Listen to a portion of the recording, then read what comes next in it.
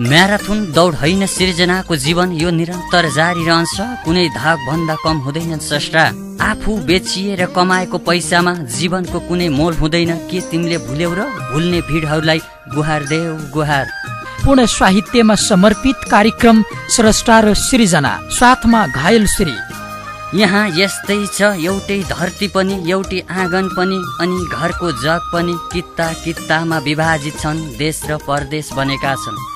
हरेक मंगलबार बिहान 8 बजेको म्याग्दीकाली डायरी पछि म्याग्दीकाली FM 88.2 मेगाहर्ट्ज को ध्वनि तरङ्गमा दुई चुल्ठी बाटेकीलाई मन चोरेको भनिदिनु है, लजाएर मातेकीलाई मन चोरेको भनिदिनु है, रात बिरात सपनीमा सधैँ आई सताउँदै ज्यानै लान आँटेकीलाई मन चोरेको भनिदिनु है, दुई चुल्ठी बाटेकीलाई मन चोरेको भनिदिनु है। सुन्न नभुल्नुहोला।